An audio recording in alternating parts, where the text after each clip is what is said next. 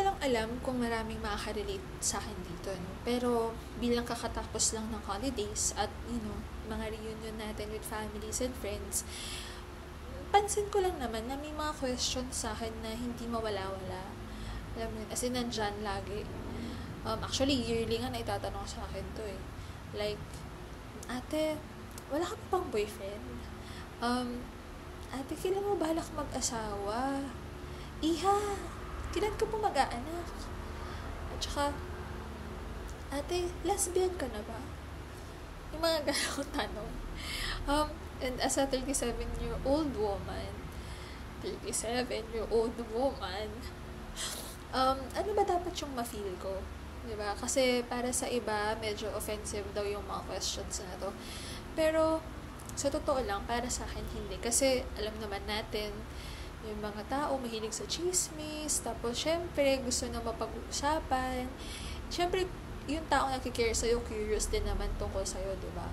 So, ayun yung mga gusto mong isipin na dahilan kung ba't nila tinatanong yun. So, parang, hindi siya offensive, pero at the same time, mapapaisip ka din, no?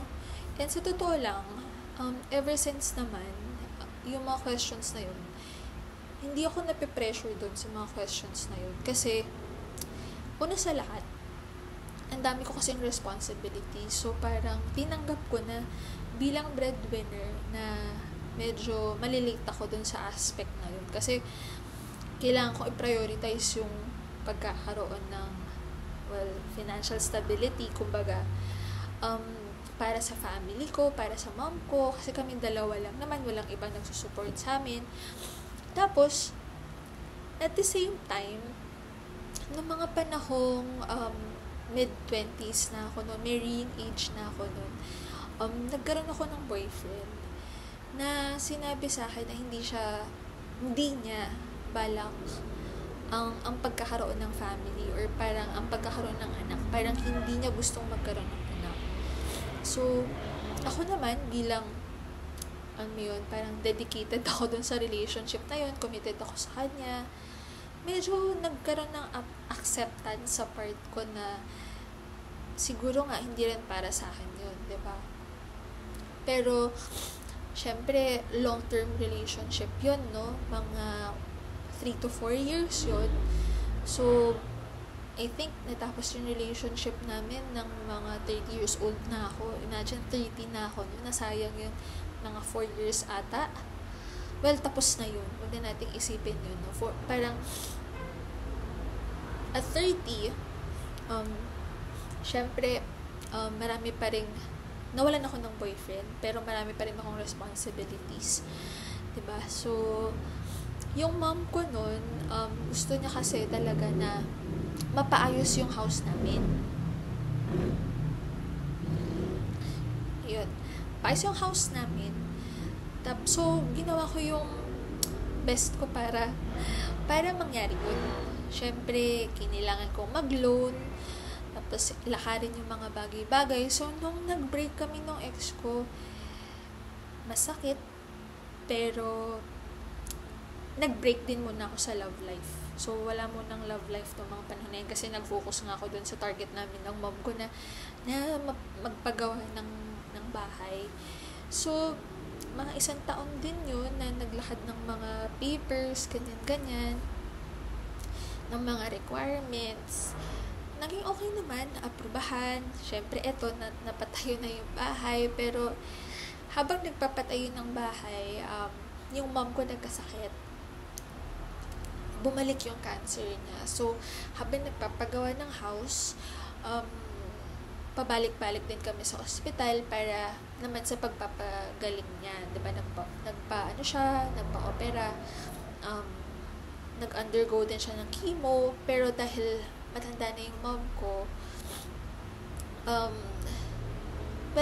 kinuha na rin siya ni God dahil hindi na kinaya. Humina yung immune system niya. Dahil sa chemo. Tapos, nagkaroon ng problem sa lungs. Pero yung sobrang detailed na yun, no? Pero ang point is,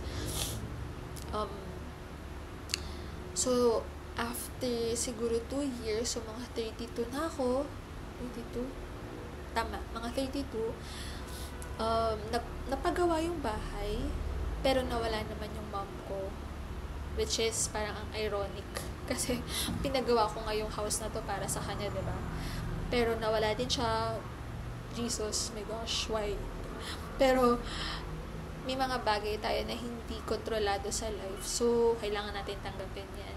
Maliban sa kanya, sa totoo lang, yung dad ko din pumanaw nung parang not right before, parang a month before, pumanaw din yung dad ko. So, hindi kami super close sa dad ko, pero nire-respeto ko yung dad ko dahil naging mabuti siyang tao, masipag siya, pinurso niya yung kung ano yung tingin niyang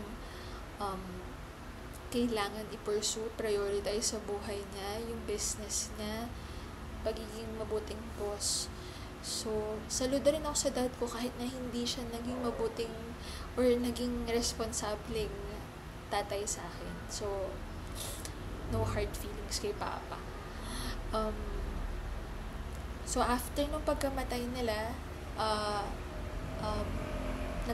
naiwan ako ng may loan. So, parang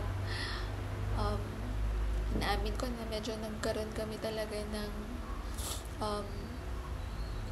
instability pagdating sa financial aspect ng namin ng life, kasi syempre sunod-sunod yung mga nangyari, diba? Tapos nagbabayad pa ako ng loan. Kinailangan ko talagang mag-focus sa trabaho para kumita ng maayos. And salamat naman sa company namin and kay God.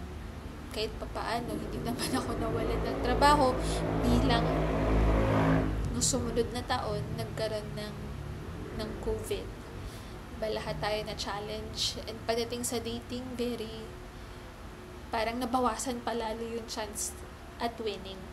So, parang syempre ako, bilang naiwan ako kasama ng tita ko, senior citizen din siya, parang ayoko rin lumabas-labas para makipag-date, diba? Syempre, para i-risk yung health din ng tita ko at health ko din. Actually, naalala ko nga, nagkaroon ako ng severe symptoms ng COVID. Feel ko talaga mag-goodbye na ako ng mga panahon yun. Napaisip ako sabi ko, gagawa ba ako ng last will and testament? Pero naalala ko, ipapamana ko. Diba yung loan? So, parang, never mind. So, pero anyway, going back. So, ilang taon na ako niyan? Mga 32. Actually, nasa Tinder ako nung mga panahon yun. Hindi para makipag-date ng kung sino-sino. I mean, kung ikaw yung tipo ng tao na gusto makipag-date ng sino-sino, mag-try, ikaw bahala. Pero hindi kasi ako yung ganong type. So, tinry ko mag-explore doon bilang introvert ako. Wala naman ako masyadong social events na pinupuntahan, and dahil nagkaroon nga ng COVID, saan pa tayo maghahanap ng potential partner, diba? So, naging dependent dun sa online dating app. Actually, meron naman ako nakakausap na guy doon. Siya yung parang, sa totoo lang, nahirapan ako kasi on-off kami nung guy na to, pero kasi siya yung first time na pinagdasal ko talaga na sana eto na yun. Kasi nga, hindi nga din ako yung ganong type na parang mag-e-experiment. Tapos kapag hindi okay, papalitan. Medyo hindi kasi ako ganun. So, naniniwala ako na kailangan talaga ng commitment sa relationship. So, nung tinanong niya ako na maging girlfriend niya, umuo ako. So, nag-commit ako dun. So, ayun. So, tumagal yung relationship din ng ilang taon. Pero siya yung tipo ng guy na kung iisipin mo, kung ang gagamitin mo is yung logic lang talaga, hindi ko gagamitin yung parang beliefs ko pagdating sa pakikipagrelasyon. Alam mo, a-agree ako sa mga friends ko na makakabit lang ako nung guy na to. Though tinanong ko siya at sinabi niya ay hindi. Or kung hindi man kabit, lang niya ako, parang backup. Or wala talaga siyang balak na seryosohin ako. Kahit na tinanong niya ako na maging girlfriend. I mean, hindi natin alam. Baka, sa totoo lang, pag kinakausap ko siya tungkol dun, medyo, hindi ko siya makausap ng sobrang seryoso tungkol sa relationship namin. Siguro may mga tinatago siya. Ayoko naman siyang siraan dahil base sa mga kwento niya sa akin, sa mga, kung ano yung pagkakakilala ko sa kanya is kahanga-hanga siyang lalaki. Pinild niya yung business niya gamit ang sipag at tiyaga, ang talino niya, ang experience niya sa military. Kaya hinahangaan ko yung taong to dahil nakita ko siya na magandang example if ever magkaroon ako ng anak. Kumbaga, my son or daughter could look up to if ever. Kasi ganun yung kahangahangang lalaki talaga. Ayun, pero dahil nga parang wala naman nangyari, parang ginughost lang niya ako, hindi ko alam kung may pinagdadaanan lang ba siya, hindi niya sinasabi sa akin. Sana okay siya, pero ewan ko, sasabihin nila siguro na nagpapakatanga lang ako dahil ilang taon na naman ang nasayang. Ngayon 37 na ako, 'di ba? So yun, so going back, 'di ba, dun sa question na kailan ako mag-aasawa, kailan ako mag-aanak. Ayun, hindi naman talaga ako na-offend doon. And sabi ko nga, hindi naman ako sobrang pressured kasi alam ko na may mga priorities ako na inuna ko, and may mga bagay na nangyari na hindi ko naman kontrolado. Kumbaga, ang daming nangyari eh. Lumipas yung panahon, 'di ba? Pero at the same time, may mga bagay din kasi na, alam mo, mapapaisip ka din. Actually, ako napa-question din ako na may mali ba dun sa way ko ng pagpili ng partner. Since, yun nga, yung age ko na, yung marrying age na din, na inabot ng 2 relationships. Yung isa, yun nga, nakahanap din naman ng iba rin pala yung gusto niya, 'di ba? Tapos yung pangalawa naman, pawala-wala naman. So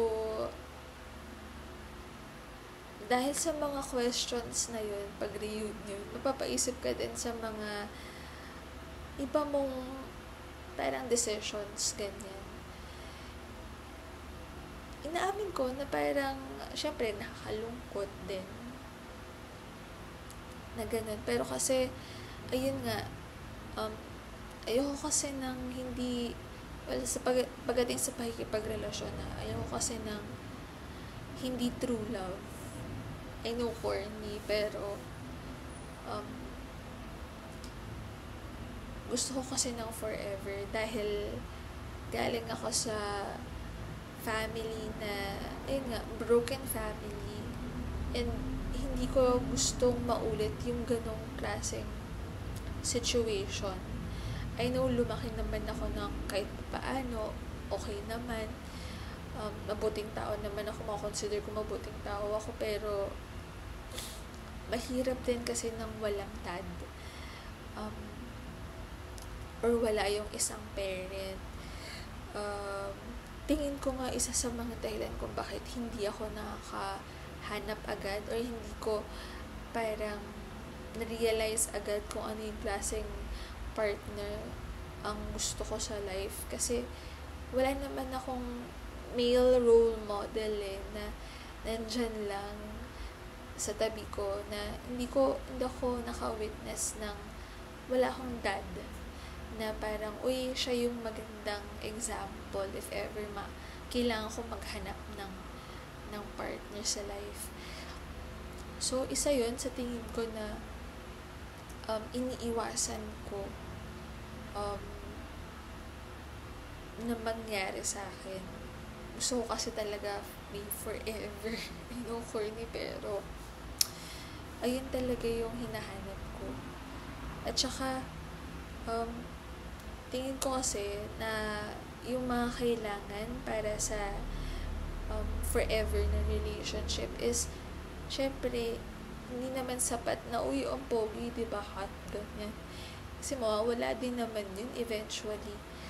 Ang tingin kong important kasi is, yun nga, pareho kayo ng wavelength, sinabi ko na ba yun? Pero, ayun, parang pareho kayo ng wavelength, pareho kayo ng aligned din sense of humor, pati yung values nyo and beliefs kahit pa paano, yung core beliefs nyo align. Kasi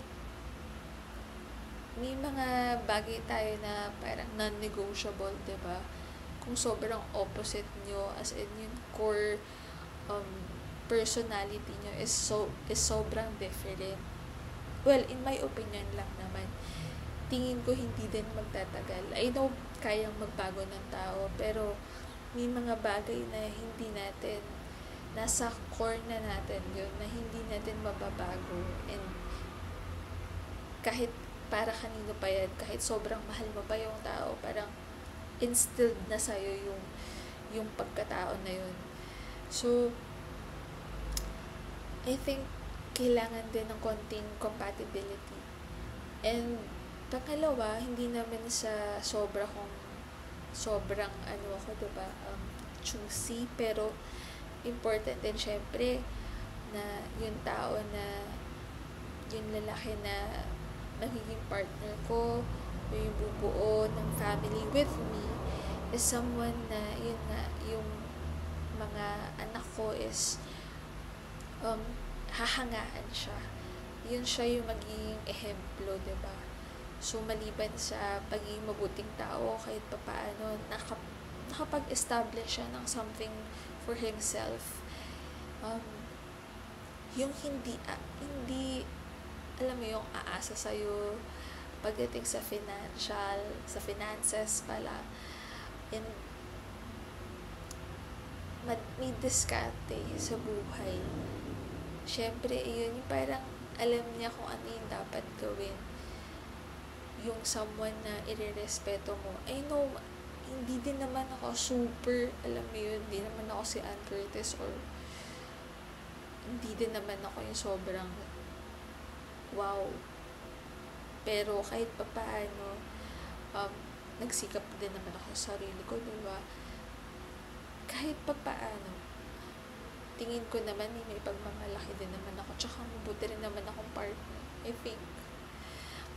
Pero alam kong may mga pagkukulang din ako sa previous relationships ko na kaya rin siguro hindi din nag-work, diba? Pero at least willing naman akong ayusin yung mga bagay na yun. Pero yun nga, napapaisip man ako ng mga ganitong bagay.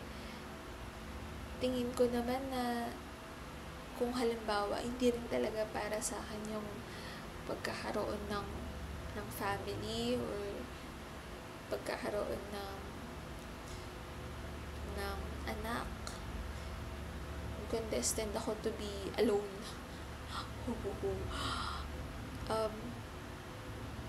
Kaya ko naman tanggapin yun. I think marami pa tayong pwedeng, ako personally, I think marami pa akong pwedeng i-offer sa iba na help. Kumbaga, parang maging purposeful, or yung existence ko dito sa world, diba? I mean, kasi minsan, ito na lang ba yun na parang, tingin ko kasi, yun yung isa sa mga reason kung bakit tayo nandito, yung pagkakaroon ng anak, diba? Tapos, kasi sila yung next na generation na mag-aalaga sa, matitira dito sa earth, diba? Kumbaga, tingin ko yun yung isa sa mga main purpose ng kung bakit nandito yung humanity. Para magtuloy-tuloy, kailangan mo mag-produce, diba? Magtayo ng, hindi naman magtayo, I mean, mag-alaga at um, magpalaki ng tamang tao na mag-aalaga din ng kung ano yung binigay sa atin na blessings dito. Diba? Kaya crucial din yung pagiging magulang. Pero kung hindi yun para sa akin, I mean, kung hindi yun, kung may mga tao din na nakarelate, for sure may nakarelate din sa akin na, alam mo yun, kung tingin natin na hindi din naman para sa atin yun, huwag tayong ma-heartbroken, diba? Marami pa tayong pwedeng gawin, maraming pwedeng enjoy sa life, and tingin ko, ako lang naman to, no, I mean, personally, gusto ko yung existence ko is magkaroon ng tulong sa iba. Kumbaga, kung mawawala man ako sa mundo to, kahit papaano, merong contribution, may nagawa ako for others.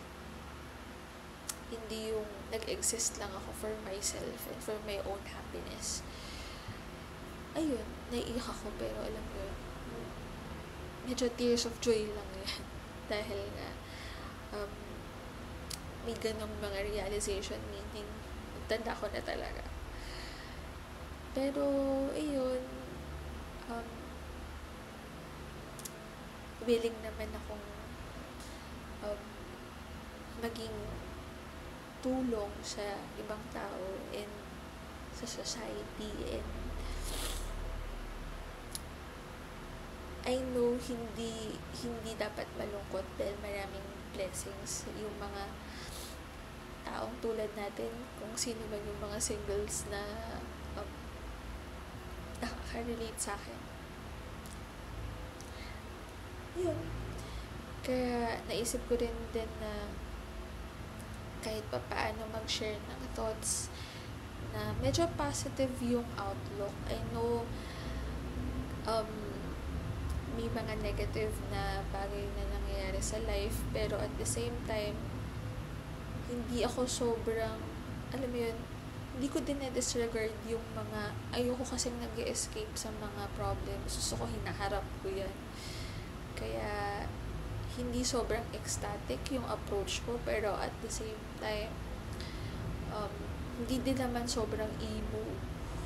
Medyo corny lang siguro minsan kasi ganun ako napalaki. Medyo madrama. Hindi naman madrama, pero si mama ko kasi is very babait talaga siyang tao. Ibang level yung kabaitan ng mom ko. So, pasalamat ako sa kanya dahil napalaki niya ako ng ganito. And, actually, yun lang. Sana, yun lang. Yun lang muna sa ngayon.